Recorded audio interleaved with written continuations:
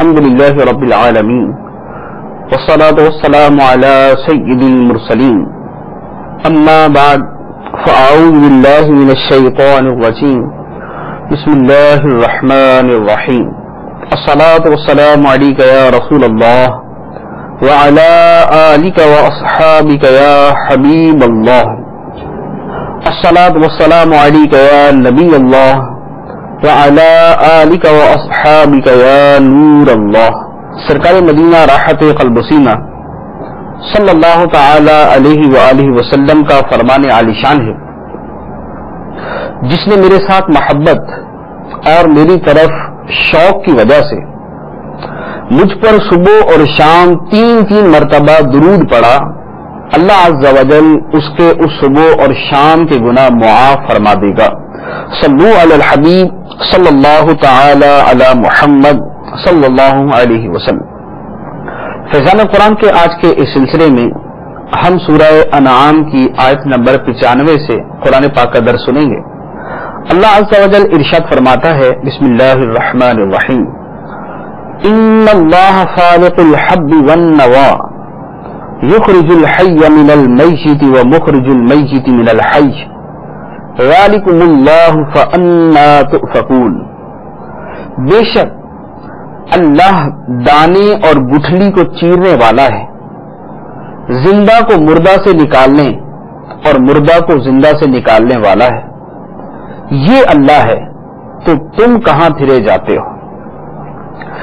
اس آیت مبارکہ سے پہلے جو آیات گزری ہیں اس میں اللہ تبارک و تعالی نے مشرکوں کی موت اور آخرت کے احوال کو بیان فرمایا تھا. تو چونکہ ما قبل کے اندر مشرکوں کا بیان تھا، اب اس سے آگے اللہ عز و جل اپنی توحید اور اپنی عظمت کا بیان فرماتا ہے. اللہ تبارک و تعالی کی قدرت کے دلائل یہاں سے بیان کیے گئے ہیں، جس میں ایک طرف تو مشرکوں اور ان کے بتوں کی کمزوری اور عاجزی کا بیان اور اس کا رد ہے، اور دوسری طرف قیامت کے دن اٹھائے جانے کے دلائل ہیں.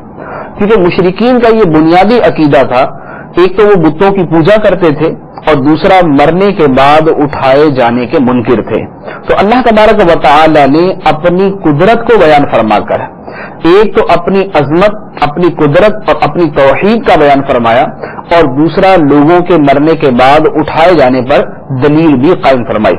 تو فرمایا کہ اللہ تبارک و تعالی دانے اور گٹھلی کو چیرنے والا ہے.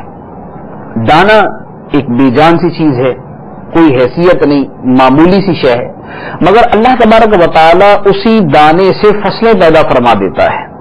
گٹھلی ایک معمولی سی چیز ہے، بے جان سی چیز ہے، اللہ تبارک و تعالی اسی گٹھلی سے باغات پیدا فرما دیتا ہے. تو یہ معمولی اور حقیر چیزوں میں زندگی پیدا کر کے اللہ عز و جل ان سے کس طرح زمین کو سرسبز و شاداب فرما دیتا ہے. تو جس اللہ کی یہ قدرت ہے وہی اللہ عز و جل قیامت کے دن مردوں کو زندہ فرمائے گا. دوسری بات فرمائی کہ وہ مردے سے زندہ کو اور زندہ سے مردہ کو نکالنے والا ہے. انسان کا نطفہ بے جان چیز ہے، انڈا ایک بے جان چیز ہے. انسان کے نطفے سے ایک انسان پیدا ہو جاتا ہے، مردہ انڈے سے ایک زندہ جاندار پیدا ہو جاتا ہے. تو جو بے جان چیزوں سے جاندار کو پیدا کرنے والا ہے، قیامت کے دن بے جان مردوں میں زندگی ڈال کر دوبارہ انہیں زندہ کرنے والی بھی وہی ذات ہوگی. تو یہ قیامت کے دن اٹھائے جانے کی دلیل بھی ہے اور اللہ عز و جل کی قدرت کا بیان بھی ہے. اور یہ بیان کر کے اللہ عز و جل فرماتا ہے ذالکم اللہ، یہ اللہ ہے جس کی یہ قدرت ہے، یہ اللہ ہے. فانا تؤفکون، تو تم کہاں پھرے جاتے ہو. اللہ عز و جل کی قدرت اور اللہ عز و جل کی عظمت یہ ہے، تو اللہ تعالیٰ تو یہ ہے، اور جن بتوں کی طرف تم پھرے جاتے ہو وہ تو بے بس اور لاچار اور مجبور ہیں. تو یہ اللہ ہے، تم کہاں پھرے جاتے ہو. اس کے بعد فرمایا خالق الاصباح وجعل الليل سكنا والشمس والقمر حسبانا ذلك تقدیر العزیز العلیم.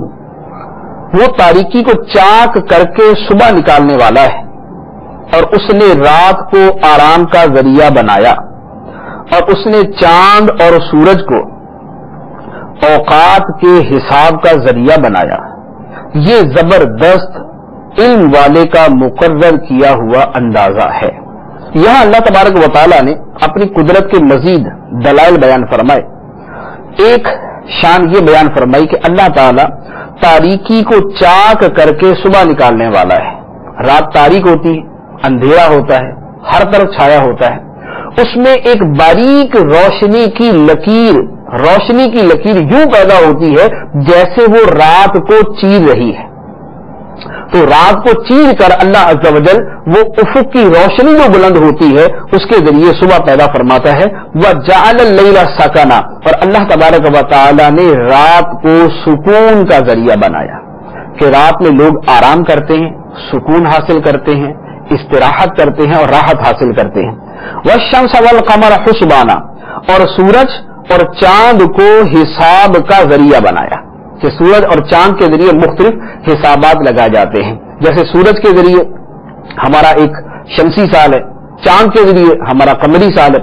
سو سورج اور چاند کے ذریعے ہم اپنے ایام اور اپنے حساب کتاب معلوم کرتے ہیں. نمازوں کے اوقات سورج کے ذریعے پتہ چلتے ہیں، اور رمضان کا حساب اور زکات کا حساب یہ ہم چاند کے ذریعے کرتے ہیں. اسی طرح حج کا معاملہ یہ چاند کے ذریعے ہم طے کرتے ہیں.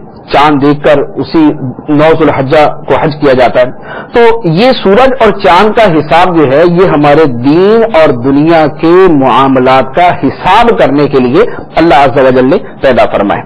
اس کے بعد فرمایا وَهُوَ الَّذِي جَعَلَ لَكُمُ النُّجُومَ لِتَهْتَدُوا بِهَا فِي ظُلُمَاتِ الْبَرِّ وَالْبَحْرِ قَدْ فَصَّلْنَا الْآيَاتِ لِقَوْمٍ يَعْلَمُونَ، اور وہی ہے جس نے تمہارے لیے ستارے بنائے تاکہ تم ان کے ذریعے خشکی اور سمندر کی تاریکیوں میں راستہ پاؤ.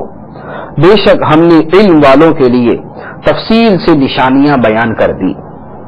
یہاں اللہ تعالیٰ نے اپنے اور انعام کا بیان بھی فرمایا اور قدرت کا بیان بھی فرمایا کہ اللہ تعالیٰ نے ستارے پیدا فرمائے، ستارے بنائے تاکہ تم ان کے ذریعے خشکی اور سمندر کی تاریکیوں میں راستہ تلاش کرو.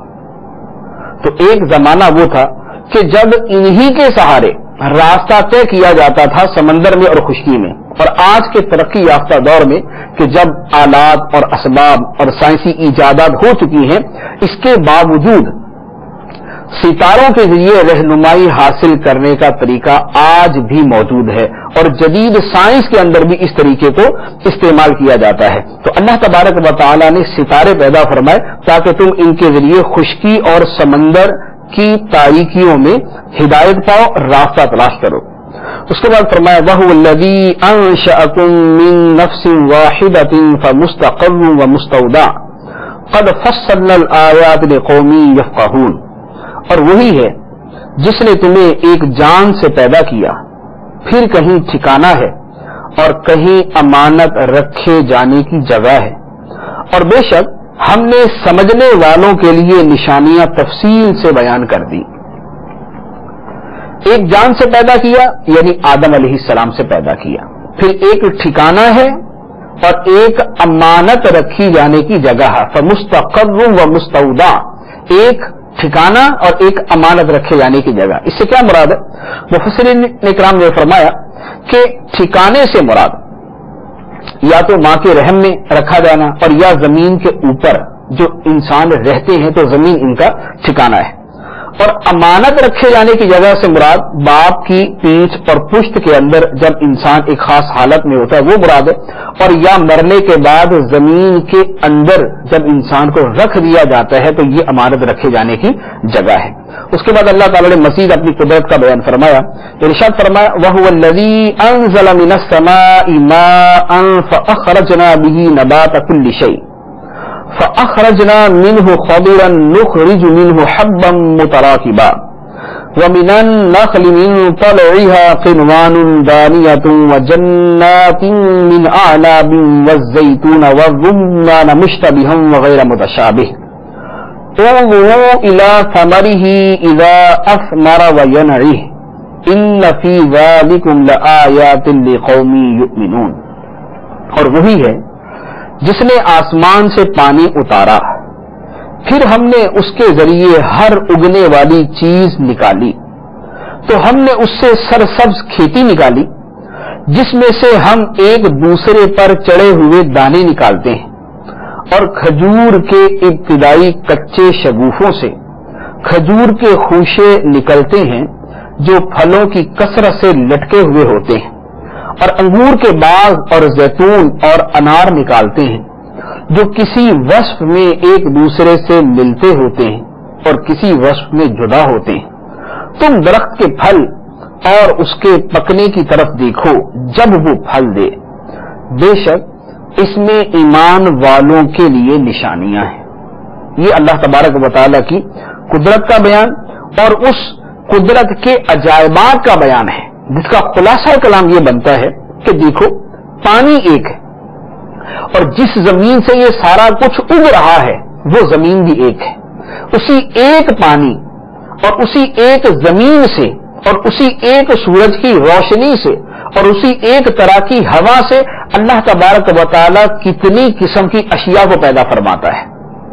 پانی ایک ہے، زمین ایک ہے، ہوا ایک ہے، سورج ایک ہے، روشنی ایک ہے، لیکن اللہ تبارک و تعالیٰ انہی سب ایک چیزوں سے ہزاروں قسم کی چیزوں کو پیدا فرما دیتا ہے۔ تو یہ اللہ تبارک و تعالیٰ کی خالقیت اور اس کی قدرت ہے، تو جس کی اتنی عظیم قدرت ہے کہ تمام روئے زمین کے اوپر لاکھوں قسم کی اجناس اور اربوں خربوں ٹنوں کے حساب سے جو ذات پیدا کر دیتی ہے، وہی ذات عبادت کے لائق بھی ہے اور وہی ذات اس پر قادر بھی ہے کہ لوگوں کو مرنے کے بعد اٹھائے۔ پھر فرمایا وَجَعَلُوا لِلَّهِ شُرَكَاءَ الْجِنِّ وَخَلَقَهُمْ وَخَرَقُوا لَهُ بَنِينَ وَبَنَاتٍ بِغَيْرِ عِلْمٍ سُبْحَانَهُ وَتَعَالَى عَمَّا يَصِفُونَ، اور لوگوں نے جنوں کو اللہ کا شریک بنا لیا، حالانکہ اللہ نے تو ان جنوں کو پیدا کیا ہے، اور لوگوں نے اللہ کے لیے جہالت سے بیٹے اور بیٹیاں گھڑ لی، حالانکہ اللہ ان کی بیان کی ہوئی چیزوں سے پاک اور بلند ہے۔ ماقبل میں توحید اور قدرت الہی کے بیان کے بعد اللہ تبارک و تعالیٰ فرماتا ہے کہ اللہ کی قدرت اور عظمت اتنی بڑی ہے، لیکن مشرکین کا حال یہ ہے کہ انہوں نے جنوں کو اللہ کا شریک بنا لیا، جنوں کو اللہ کا شریک بنا لیا، حالانکہ ان جنوں کی حیثیت ہی کیا ہے؟ اللہ تعالیٰ کی عظمت اور اللہ کی قدرت کے سامنے ان جنوں کی حیثیت کیا ہے؟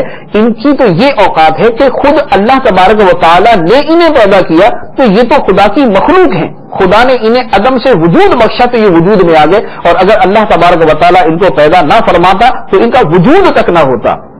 تو جو اللہ کے وجود میں لانے سے وجود میں آئے، جو اللہ کے پیدا کرنے سے پیدا ہوئے، انہی جنوں کو مشرکوں نے خدا کا شریک بنا دیا۔ اور اس کے ساتھ دوسری حرکت جو ان مشرکوں نے کی وہ اللہ تبارک و تعالیٰ کے لیے بیٹے اور بیٹیاں مقرر کی۔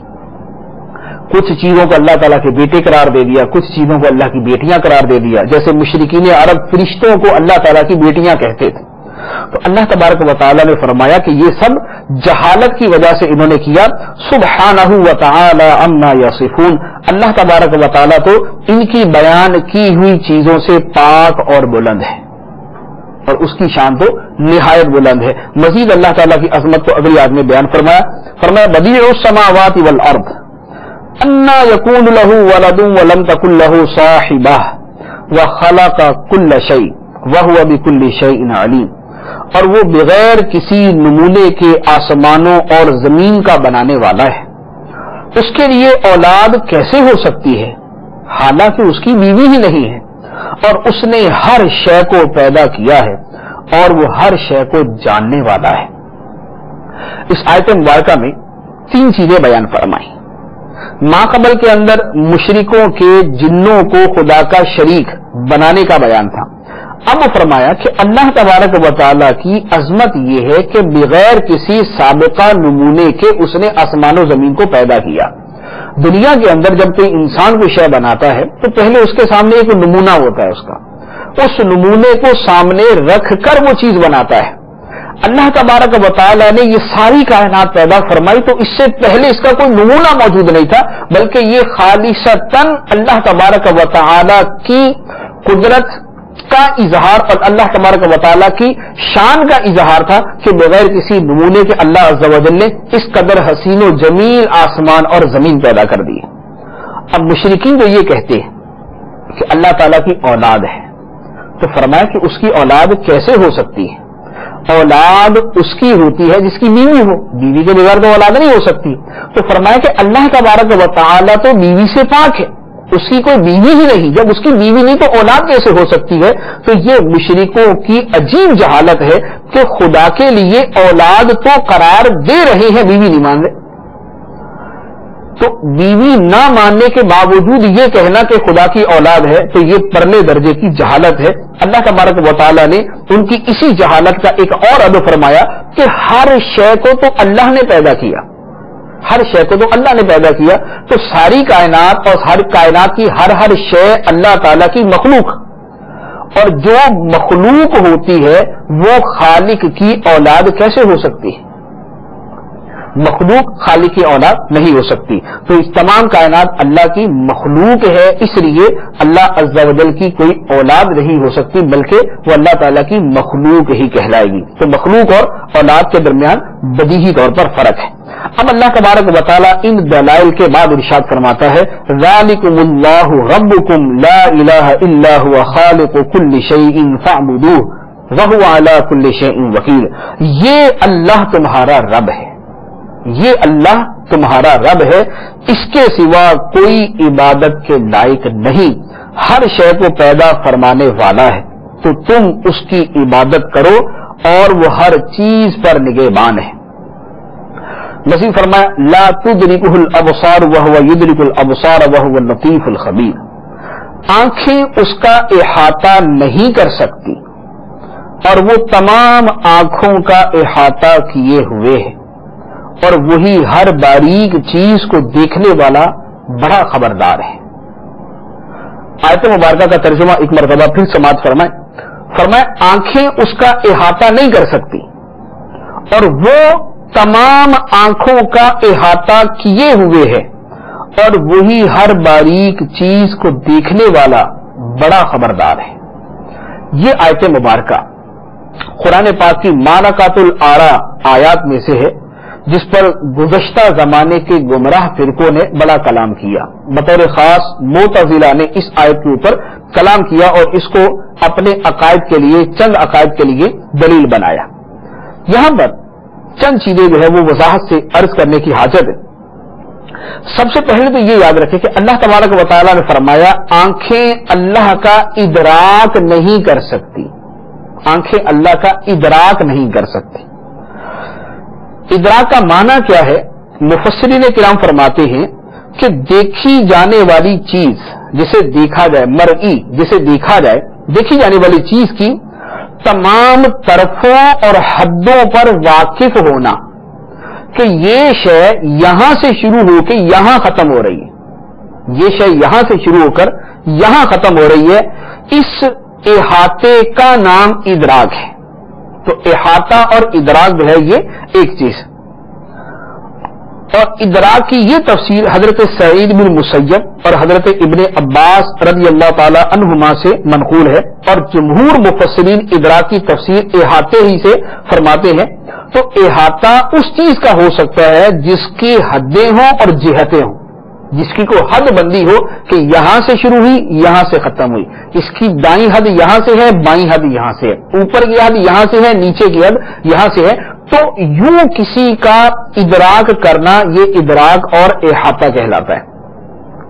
اللہ تبارک و تعالی ارشاد فرماتا ہے آنکھیں اللہ کا ادراک نہیں کر سکتی، آنکھیں اللہ کا احاطہ نہیں کر سکتی، کیونکہ اللہ تعالی حد اور جہت سے پاک ہے کہ یہاں سے یہاں، یہاں سے یہاں، یہ جو حد بندیاں ہیں اللہ تبارک و تعالیٰ اس سے پاک ہے. تو آنکھیں اللہ کا احاطہ نہیں کر سکتی. تو احاطہ اور چیز ہے اور رویت اور دیکھنا اور چیز ہے. دیکھنے کے اندر یہ ضرور نہیں ہے کہ اس کا احاطہ کیا جائے اور اس کا ادراک کیا جائے. تو جس چیز کی نفی کی گئی ہے وہ احاطہ کرنے کی نفی کی گئی ہے کیونکہ اللہ تعالیٰ حد اور جہت سے پاک ہے. بقیہ یہ کہ اللہ تبارک و تعالیٰ کا دیدار ہو سکتا ہے یا نہیں، تو یہ قرآن اور حدیث سے ثابت ہے کہ قیامت کے دن مومنوں کو اللہ تبارک و تعالیٰ کا دیدار نصیب ہوگا. اور مفسرین، محدثین، شارحین نے تو یہ بھی بیان فرمایا کہ معراج کی رات سرکار دو عالم صلی اللہ تعالیٰ علیہ وآلہ وسلم نے اللہ تبارک و تعالیٰ کا اپنے سر کی آنکھوں سے دیدار کیا. تو دیدار کیا، احاطہ نہیں، ادراک نہیں. احاطہ اور ادراک اور چیز اور دیدار اور چیز. اللہ تبارک و تعالیٰ کا دیدار قیامت کے دن ایمان والوں کو نصیب ہوگا. اس پر قرآن اور حدیث کے چند دلائل عرض کرتا ہوں. اللہ تبارک و تعالیٰ ارشاد فرماتا ہے سورہ قیامہ آیت نمبر 22 اور 23 میں، فرمایا وجوہ یومئذ ناظرہ الی ربہا ناظرہ، کچھ چہرے اس دن تر و تازہ ہوں گے، اپنے رب کو دیکھتے ہوں گے. اپنے رب کو دیکھتے ہوں گے. تو صراحتاً بیان فرما دیا کہ قیامت کے دن کچھ چہرے تر و تازہ ہوں گے جو مومنوں کے ہوں گے یقیناً، اور وہ اپنے رب کو دیکھتے ہوں گے، اپنے رب کا دیدار کرتے ہوں گے. حدیث مبارک مسلم شریف کی حدیث مبارک، جنتیوں کے جنت میں داخل ہونے کے بعد اللہ تبارک و تعالیٰ ان سے فرمائے گا کیا تم چاہتے ہو کہ تم پر اور زیادہ عنایت کروں؟ وہ عرض کریں گے یا رب، کیا تو نے ہمارے چہرے سفید نہیں کر دیا؟ کیا تو نے ہمیں جنت میں داخل نہیں فرما دیا؟ کیا تو نے ہمیں دوزخ سے نجات نہیں دے دی؟ مراد یہ کہ اے اللہ تو ہم پر مزید عنایت کیا فرمائے گا؟ تو نے ہمارے چہروں کو روشن کیا، تو نے ہمیں جہنم سے نجات عطا فرمائی، تو نے ہمیں جنت میں داخلہ عطا فرمایا. تیرے احسانات اس قدر ہمارے اوپر ہیں، اب مزید ہم پر کیا احسان ہوگا؟ تو حدیث مبارک میں ہے سرکار دو عالم صلی اللہ تعالی علیہ وآلہ وسلم ارشاد فرماتے ہیں کہ پھر پردہ اٹھایا جائے گا تو اللہ کا دیدار انہیں ہر نعمت سے زیادہ پیارا ہوگا. پردہ اٹھایا جائے گا تو دیدار الہی، اللہ کا دیدار انہیں ہر نعمت سے زیادہ پیارا ہوگا. یعنی جنت کے اندر مومنوں کو اللہ تبارک و تعالیٰ کا دیدار نصیب ہوگا. دوسری حدیث مبارک حضرت جریر بن عبداللہ رضی اللہ تعالی عنہ فرماتے ہیں کہ ہم سرور کائنات صلی اللہ تعالی علیہ وسلم کی بارگاہ میں حاضر تھے کہ رات کے وقت آپ صلی اللہ علیہ وسلم نے چاند کی طرف دیکھ کر فرمایا ان قریب تم اپنے رب کو دیکھو گے جیسے اس چاند کو دیکھتے ہو، اور اسے دیکھنے میں کوئی دقت محسوس نہ کرو گے. جیسے آج تم چاند کو دیکھ رہے ہو، قیامت کے دن تم اپنے رب کا یوں ہی دیدار کرو گے. تو یہ بخاری شریف کی حدیث مبارک، اسی طرح کی کثیر احادیث مبارک موجود ہے جن سے اہل سنت کا یہ عقیدہ ثابت ہوتا ہے کہ جنت میں مومنوں کو اللہ عز و جل کا دیدار نصیب ہوگا. اس کے بعد ارشاد فرمایا قد جاءکم بصائر من ربکم فمن ابصر فلنفسه ومن عمي فعليها وما انا عليكم بحفيظ. بے شک تمہارے پاس تمہارے رب کی طرف سے آنکھیں کھولنے والی دلیلیں آ گئیں، تو جس نے انہیں دیکھ لیا تو اپنے فائدے کے لیے ہی کیا، اور جو دیکھنے سے اندھا رہا تو یہ بھی اسی پر ہے اور میں تم پر نگہبان نہیں. یہاں سرکار دو عالم صلی اللہ علیہ وسلم سے لوگوں کے بارے میں کہا گیا کہ اے لوگوں، تمہارے پاس خاتم المرسلین صلی اللہ علیہ وسلم کے معجزات اور قرآن کی آیتیں آ گئیں. اب جس نے دین اسلام قبول کر لیا اس نے اپنے فائدے کو قبول کیا، اور جس نے اسلام قبول کرنے سے انکار کیا تو اس کا وبال بھی اسی کے اوپر ہے. اے محبوب تم ان سے فرما دو کہ میں تم پر کوئی نگہبان نہیں، کہ میں تمہیں جبرن طوعن کرہن ہر طرح بہرحال اسلام قبول کروا کے چھوڑوں، یہ میری کوئی ذمہ داری نہیں. پھر فرمایا وَكَذَلِكَ نُصَرِّفُ الْآيَاتِ وَلِيَقُولُوا دَرَسْتَ وَلِنُبَيِّنَهُ لِقَوْمٍ يَعْلَمُونَ. اور ہم اسی طرح بار بار آیتیں بیان کرتے ہیں، اور اس لیے تاکہ کافر بول اٹھے کہ تم نے پڑھ لیا ہے، اور اس لیے تاکہ ہم اسے علم والوں کے لیے واضح کر دیں. آیت کا مفہوم یہ ہے کہ ہم بار بار آیتیں بیان کرتے ہیں تاکہ لوگ عبرت حاصل کریں، نیز ان لوگوں پر اللہ کی حجت قائم ہو. لیکن کافروں کی حالت یہ کہ وہ اس سے عبرت تو حاصل نہیں کرتے، بلکہ ان آیات کے نازل ہونے کا نتیجہ کافروں کے حق میں یہ نکلتا ہے کہ وہ بول اٹھتے ہیں کہ اے محمد صلی اللہ علیہ وسلم، تم نے گزشتہ کتابوں کو پڑھ لیا ہے اور وہیں سے پڑھ کر ہمیں سنا رہے ہو. تو گویا بجائے ماننے کے الٹا الزام تراشی شروع کر دی کہ تم نے پرانی کتابیں پڑھی ہوئی ہیں اور وہاں سے پڑھ پڑھ کے ہمیں سناتے رہتے ہو. تو یہ تمہارے اوپر کوئی وحی نازل نہیں ہوتی بلکہ تمہارا مطالعہ ہے جو ہمارے سامنے بیان کرتے ہو. تو فرمایا کہ کفار کے حق میں آیات کے نزول کا انجام یہ ہوتا ہے. سرکار دو عالم صلی اللہ علیہ وسلم کو فرمایا گیا اتبع ما اوحی الیک من ربک لا الہ الا هو واعرض عن المشرکین. تم اس وحی کی پیروی کرو جو تمہاری طرف تمہارے رب کی طرف سے بھیجی گئی ہے، اس کے سوا کوئی معبود نہیں، اور مشرکوں سے منہ پھیر لو۔ وَلَوْ شَاءَ اللَّهُ مَا أَشْرَكُوا وَمَا جَعَلْنَاكَ عَلَيْهِمْ حَفِيظًا وَمَا أَنْتَ عَلَيْهِمْ بِوَكِيلٍ، اور اگر اللہ چاہتا تو وہ شرک نہ کرتے، اور ہم نے تمہیں ان پر نگہبان نہیں بنایا، اور نہ آپ ان پر نگران ہیں۔ وَلَا تَسُبُّوا الَّذِينَ يَدْعُونَ مِن دُونِ اللَّهِ فَيَسُبُّوا اللَّهَ عَدْوًا بِغَيْرِ عِلْمٍ كَذَلِكَ زَيَّنَّا لِكُلِّ أُمَّةٍ عَمَلَهُمْ ثُمَّ إِلَى رَبِّهِمْ مَرْجِعُهُمْ فَيُنَبِّئُهُم بِمَا كَانُوا يَعْمَلُونَ، اور انہیں برا بھلا نہ کہو جنہیں وہ اللہ کے سوا پوجتے ہیں کہ وہ جہالت کی وجہ سے اللہ کی شان میں بے ادبی کریں گے، یوں ہی ہم نے ہر امت کی نگاہ میں اس کے عمل کو آراستہ کر دیا، پھر انہیں اپنے رب کی طرف پھرنا ہے تو وہ انہیں بتا دے گا جو وہ کرتے تھے۔ آیت کا خلاصہ اور اس کا شان نزول یہ ہے کہ مسلمان کافروں، مشرکوں، بت پرستوں کو نصیحت کرتے اور بتوں کی برائی بیان کرتے کہ جیسے بت بے بس ہیں، عاجز ہیں، لاچار ہیں، تم بناتے ہو، مکھی نہیں اڑا سکتے، کچھ بھی نہیں کر سکتے۔ تو مسلمان جب کافروں کو اس طرح کی باتیں کرتے تو اب کافر اپنے بتوں کی یہ توہین سن کر بجائے حق تسلیم کرنے کے معاذ اللہ عز و جل کو برا بھلا کہنا شروع کر دیتے اور اللہ تعالیٰ کی شان میں بے ادبیاں اور گستاخیاں کرتے۔ تو اس پر مسلمانوں سے فرمایا گیا کہ جن کی اللہ کے سوا یہ عبادت کرتے ہیں انہیں اے مسلمانوں تم برا بھلا نہ کہو کہ کہیں ایسا نہ ہو کہ بدلے کے اندر وہ اپنے جھوٹے معبودوں کے بدلے میں تمہارے سچے خدا کو برا بھلا کہنا شروع کر دیں۔ تو گویا جس صورت سے فتنہ پیدا ہوتا ہو اس صورت سے بچنے کا حکم فرمایا گیا۔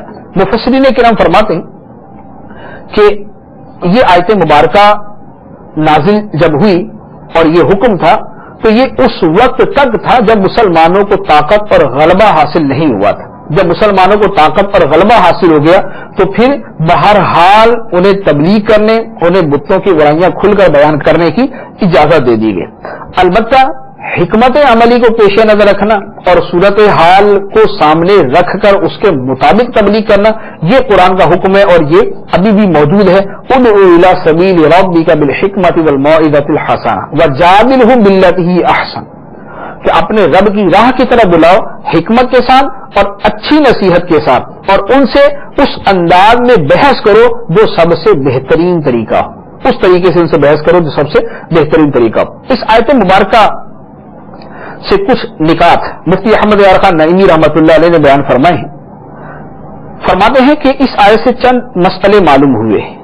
ایک یہ کہ اگر غیر ضروری عبادت ایسے فساد کا ذریعہ بن جائے جو ہم سے مٹ نہ سکے تو اس غیر ضروری عبادت کو چھوڑ دیا جائے۔ دوسرا یہ کہ واعظ و عالم اس طریقے سے وعظ نہ کرے جس سے لوگوں میں ضد پیدا ہو جائے اور فساد اور مار پیٹ تک نوبت پہنچے۔ تیسرے یہ کہ اگر کسی کے متعلق یہ قوی اندیشہ ہو کہ اسے نصیحت کرنا اور زیادہ خرابی کا باعث ہوگا تو اسے نصیحت نہ کرے۔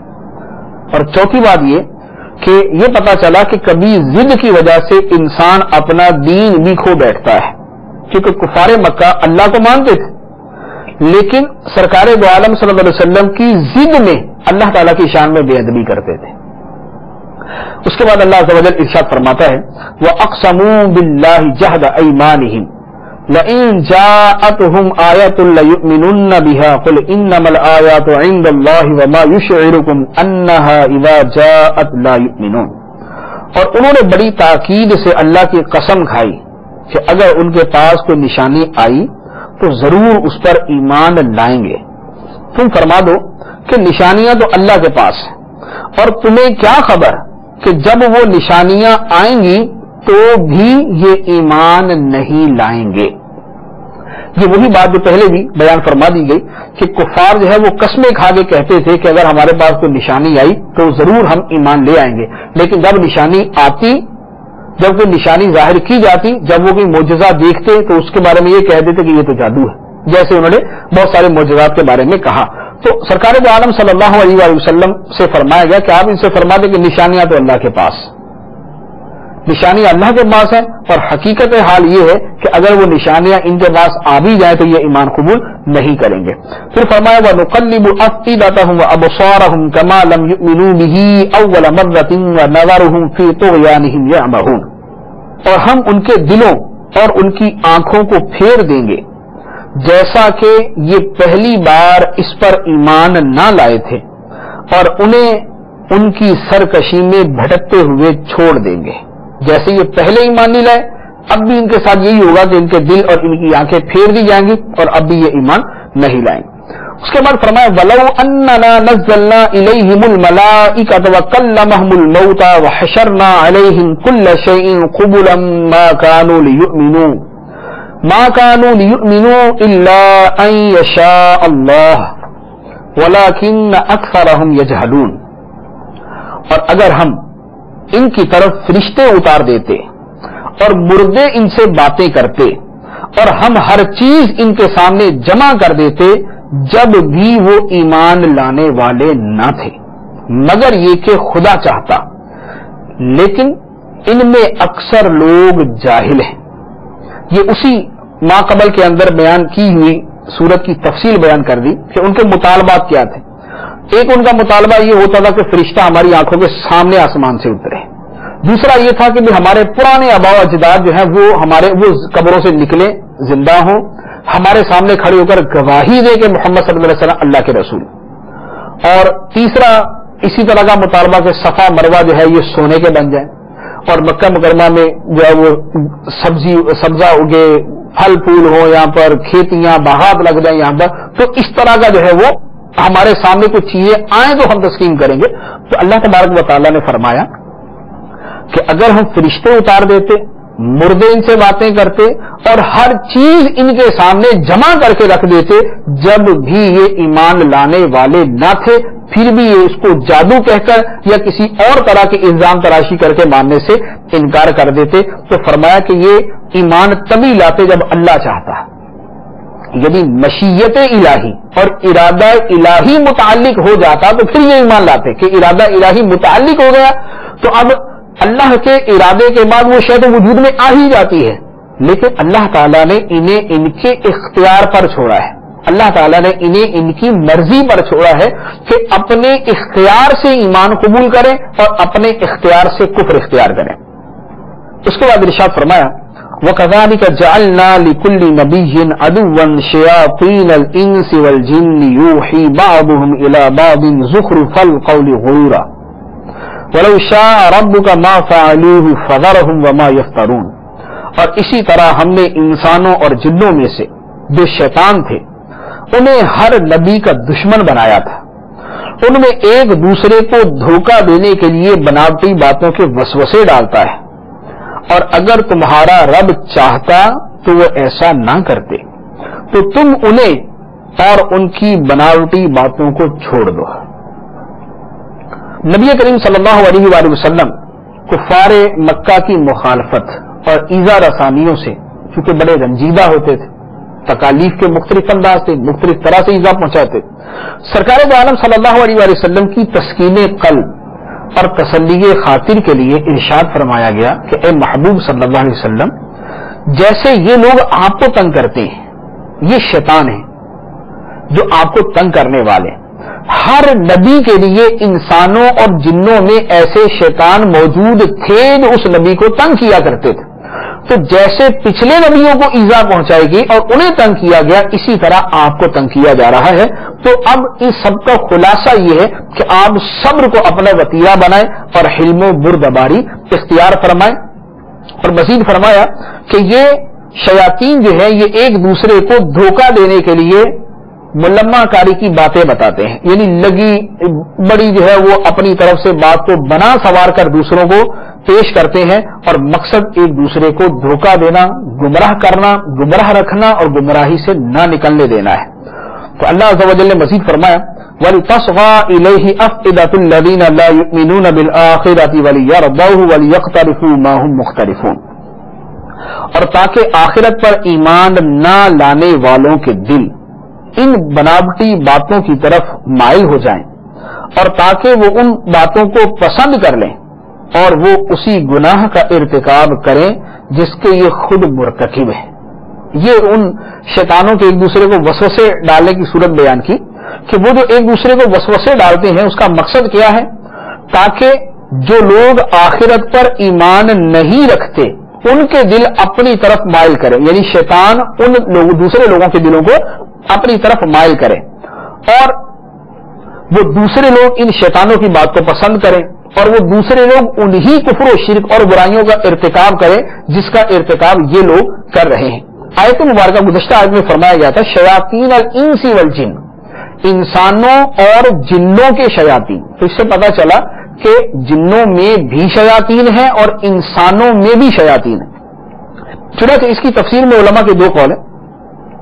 ایک تو فرمایا کہ جنوں میں بھی شیطان ہوتے ہیں اور انسانوں میں بھی، کیونکہ شیطان ہر سرکش و نافرمان کو کہتے ہیں، چاہے اس کا تعلق انسانوں سے ہو چاہے اس کا تعلق جنوں سے ہو. اور دوسرا مفہوم اس کا یہ بیان کیا کہ جنوں اور انسانوں کے شیطان سے مراد ابلیس کی اولاد ہی ہے، یعنی انسان مراد نہیں بلکہ ابلیس کی اولاد ہی مراد ہے. ابلیس نے اپنی اولاد کو دو حصوں میں تقسیم کیا ہوا ہے. اس کی اولاد کا ایک حصہ جنوں کو وسوسے ڈالتا ہے اور اس کی اولاد کا ایک حصہ انسانوں کو وسوسے ڈالتا ہے. تو جو جنوں کو وسوسہ ڈالے وہ شیاطین الجن اور جو انسانوں کو وسوسہ ڈالے وہ شیاطین الانس. اس کے بعد ارشاد فرمایا تو کیا میں اللہ کے سوا کسی اور کو حاکم بنا لوں، حالانکہ وہی ہے جس نے تمہاری طرف مفصل کتاب اتاری. والذین آتیناہم الکتاب یعلمون انہ منزل من ربک بالحق فلا تکونن من الممترین. اور جن لوگوں کو ہم نے کتاب دی وہ جانتے ہیں کہ یہ تیرے رب کی طرف سے حق کے ساتھ نازل شدہ ہے، تو اے سننے والے تو ہرگز شک والوں میں سے نہ ہو. مشرکوں نے سرکار دو عالم صلی اللہ تعالی علیہ وآلہ وسلم سے کہا کہ یہود و نصارہ کے پوپ پادریوں کو ہم اور آپ اپنا پنچ بنا لیں، فیصل بنا لیں، وہ فیصلہ کریں، جو یہ فیصلہ کریں ہم حق پر ہیں یا آپ حق پر. اس پر سرکار دو عالم صلی اللہ علیہ وآلہ وسلم سے فرمایا گیا کہ اے محبوب آپ ان سے فرمائیں کہ اللہ نے تو میرے اوپر قرآن نازل کر دیا، فرشتہ اترتا ہے، وہی نازل ہوتی ہے، مجھے تو اپنی نبوت کا یوں قطعی یقین اور میری نبوت پہ دلائل موجود ہیں، تو اس کے ہوتے ہوئے کیا اللہ کے علاوہ کسی اور کو پنچ مقرر کروں، کہ اللہ کے علاوہ کسی اور کو فیصلہ کرنے والا مقرر کروں، حالانکہ اس نے تمہاری طرف مفصل کتاب نازل فرما دی. پھر فرمایا کہ جن کو اللہ نے کتاب عطا فرمائی ہے وہ جانتے ہیں کہ یہ قرآن اللہ کی طرف سے نازل کرتا ہے، خواہ وہ عیسائی ہیں خواہ وہ یہودی ہیں، تورات والے ہیں یا انجیل والے ہیں، اور اس کے ساتھ مسلمان یہ سب جانتے ہیں کہ یہ قرآن اللہ کی طرف سے یہ حق ہے. تو لہذا اے مخاطب، اے سننے والے، جب یہ سارے دلائل موجود ہیں تو اس نبی کی طرف سے اور اس قرآن کی طرف سے شک میں مبتلا نہ ہو. اس کے بعد فرمایا وَتَمَّتْ كَلِمَاتُ رَبِّكَ صِدْقًا وَعَدْلًا لَا مُبَدِّلَ لِكَلِمَاتِهِ وَهُوَ السَّمِيعُ الْعَلِيمُ. اور سچ اور انصاف کے اعتبار سے تیرے رب کے کلمات مکمل ہیں، اس کے کلمات کو کوئی بدلنے والا نہیں اور وہی سننے والا جاننے والا ہے. رب کی بات مکمل ہے صدق، سچ اور عدل کے اعتبار سے، انصاف کے اعتبار سے. اس سے مراد وہ فیصلہ الہی ہے جو کفار و مومن کے متعلق ہو چکا، یا اس سے تمام آسمانی کتابیں مراد، یا اس سے قرآن شریف مراد. قرآن پاک کے اعتبار سے اس کی چار شانیں ہوں گی. قرآن پاک مکمل ہے، اس کا کوئی پہلو نہ تمام نہیں. قرآن میں بتائی گی تمام چیزیں حق اور سچائی پر مبنی. جو شرعی احکام قرآن پاک میں ہیں وہ ہر اعتبار سے عدل و انصاف پر مشتمل، اور قرآن پاک ہمیشہ کے لیے ہر طرح کی تبدیلی اور تحریف سے محفوظ ہے. تو جب قرآن کی یہ شان ہے، ہر طرح کے نقص، عیب، کمی، کوتاہی سے پاک ہے، سچ، انصاف اور عدل پر مشتمل ہے، تو پیروی کرنے کے یہی قابل ہے. اللہ عز و جل ہمیں قرآن سمجھنے اور اس پر عمل کرنے کی توفیق عطا فرمائے. آمین بجاہ النبی الامین صلی اللہ تعالی علیہ وسلم.